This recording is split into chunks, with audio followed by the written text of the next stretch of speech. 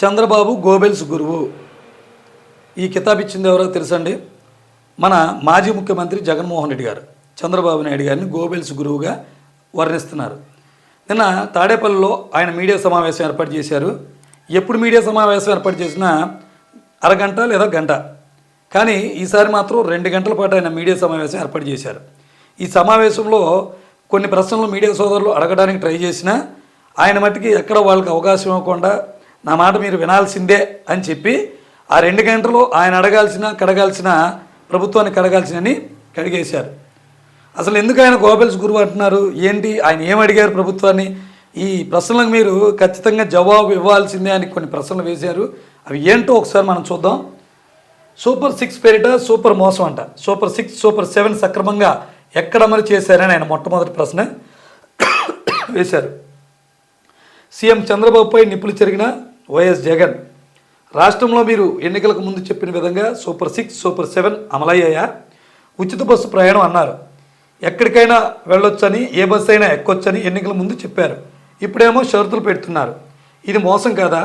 ఆడబిడ్డ నిధి, నిరుద్యోగ వృత్తి, బీసీ, ఎస్సీ, ఎస్టీ మైనార్టీలకు 50 ఏళ్ళకి పింఛన్ ఎక్కడిచ్చారు? ఇలా ఎన్నెన్నో 420 చేష్టలు చేస్తున్న చంద్రబాబుపై అసలు చీటింగ్ కేసులు పెట్టాలని పెట్టి లోపలేయాల్సిందే అంట. అసలు వాళ్ళు ముగ్గురిని లోపలేయాలి. ఎవరెవరిని? పవన్ కళ్యాణ్ గారిని, లోకేష్ గారిని, చంద్రబాబు గారిని. ఇదే మోసం చిట్ ఫండ్ ఫైనాన్స్ స్కీమ్స్ నడిపే వాళ్ళు చేస్తే జైల్లో పెట్టేవారు. వీళ్ళు కాబట్టి ఈనాడు రాయదు, ఆంధ్రజ్యోతి చూపదు, టీవీ5 పట్టించుకోదు. అంతా గజదొంగల ముఠ.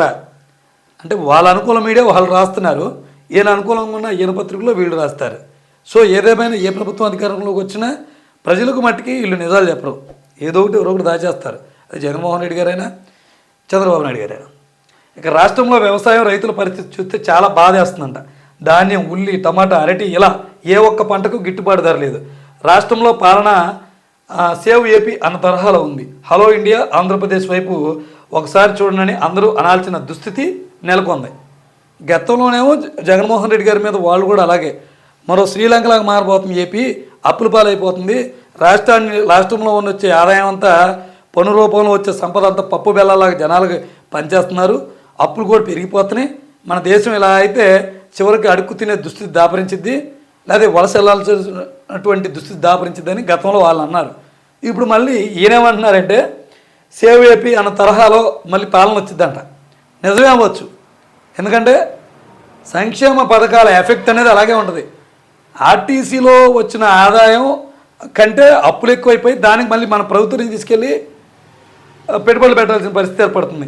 సరే, ఈయన ఏమేమంటున్నారు అంటే ముఖ్యంగా ఆయన అడిగిన ప్రశ్నలో ఈ ప్రశ్నలకు బదులివ్వండి అంటున్నాడు. ఎన్నికల ముందు నిరుద్యోగ భృతి కింద 3,000 ఇస్తామన్నారు కదా, నిజమే. 2 ఏళ్ళకు కలిపి ఒక్కొక్కరికి 72,000 భృతి ఇవ్వాలి. ఏ ఒక్క నిరుద్యోగకైనా భృతి 72,000 చెల్లించారా? ఇది మోసం కదా? చంద్రబాబు ఆయన దత్తపుత్రుడు ఎన్నికల ముందు బాండ్లు కూడా ఇచ్చారు, నిరుద్యోగ భృతి ఇవ్వలేదు. మరి ఇప్పుడు సూపర్ 6 ఎక్కడ అమలైంది? వాళ్ళ ప్రభుత్వం అధికారంలోకి వస్తే ఇస్తానన్నారు నిరుద్యోగ భృతి. మరి ఆయన ఏమడుగుతున్నారు? గత సంవత్సరానికి రావాల్సింది మొత్తం కూడారు, ఈ సంవత్సరం కూడవలసింది కూడా మొత్తం యాడ్ చేసి 72,000 ఇవ్వమంటున్నారు. ఇలా ఎంతమందికి ఇచ్చారు? మరి సూపర్ 6లో భాగమే కదా అని అడుగుతున్నారు. ఆడబిడ్డ నిధి కింద 18 ఏళ్ళు పైబడిన ప్రతి ఆడబిడ్డకు నెలకు 1,500 ఇస్తామన్నారు. సంవత్సరానికి 18,000. 2 ఏళ్ళకు ఒక్కరికైనా 36,000 ఇచ్చారా? ఇది మోసం కాదా? నిజమే కదా, ఇది కూడా సూపర్ 6లో భాగమే. బీసీ, ఎస్సీ, ఎస్టీ మైనార్టీలకు 50 ఏళ్ళకి పింఛన్ అన్నారు. నెలకు 4,000 చొప్పున, ఏడాదికి 48,000. 2 ఏళ్ళకు 96,000 ఇచ్చారా? ఎవరికి ఇచ్చారు? అన్నదాత సుఖీభవ, అలాగే పిఎం కిసాన్ కాకుండా ఏడాదికి 20,000 వీళ్ళు రైతులకు ఇస్తారన్నారు. మరి అధికారంలోకి వచ్చాక 10,000 ఇచ్చారు. మరి మిగతా 10,000 సంగతి ఏంటి? మరి గత సంవత్సరం ఎగ్గొట్టిన బాకీ ఎవరిస్తారు అని చెప్పి అంటున్నారు. అలాగే అమ్మఒడి పథకం పేరు మార్చారు, తల్లికి వందనం అన్నారు, ప్రతి పిల్లాడికి 15,000 అన్నారు. తీరా చూస్తే తొలి ఏడాది ఎగ్గొట్టారు.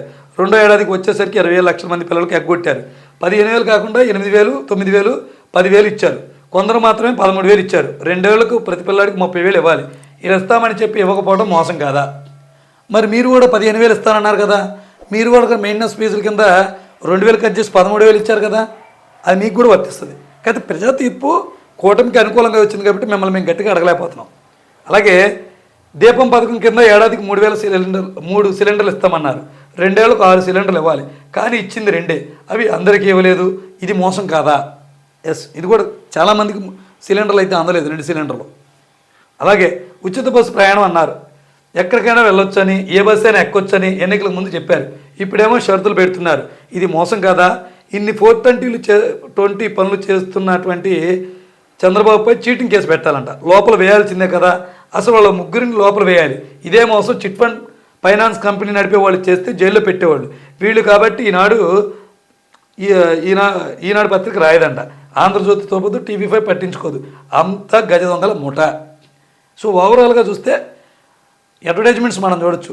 మరి వాటిని వెబ్సైట్ నుంచి తొలగించారో లేదో కానీ కొంతమంది మహిళలు మాట్లాడుకున్నటువంటి వీడియోలు ఎక్కడికైనా వెళ్ళొచ్చు, రాష్ట్రంలో పలు దేవాలయాలకు వెళ్ళొచ్చు, ఇవన్నీ ఉచితమే, మన చంద్రాన్ని వస్తే ఏయో షూట్ చేసి దాంట్లో పెట్టారు. మరి కొన్ని నిబంధనలు ఉన్నాయి, జిల్లాలో ఇక్కడి నుంచి ఇక్కడికే ప్రయాణించాలని. సో ఉచిత బస్సు ప్రయాణం వల్ల డైలీ వెళ్ళే కొంతమంది మహిళా కార్మికులకు కానీ,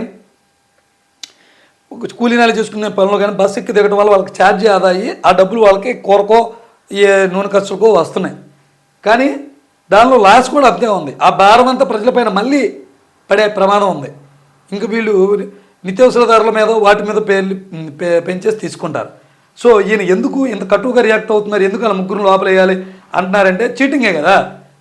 ఒక రకంగా చెప్పి ఈయన చీట్ చేసినా ఆయన చీట్ చేసినా ప్రజలు మోసం చేయడమే కదా. ఇస్తానన్నది ఇవ్వకపోవడం అంటే ఏంటి, మోసమే కదా. అందులో బాండ్లు కూడా ఇచ్చారంట.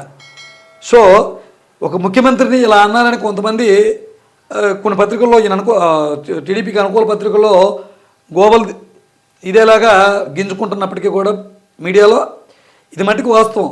ఏనైనా వేయాలో వాళ్ళనైనా వేయాలి ప్రజలు మోసం చేసినప్పుడు. సో ఇవి అందుకే చంద్రబాబుని గోబెల్స్ గురువుగా ప్రచారం చేస్తున్నారు. అంటే ప్రచారం ఎక్కువ, పని తక్కువ అనేది దీని అర్థం అనుకుంటా, బహుశా ఆయన అర్థంలో.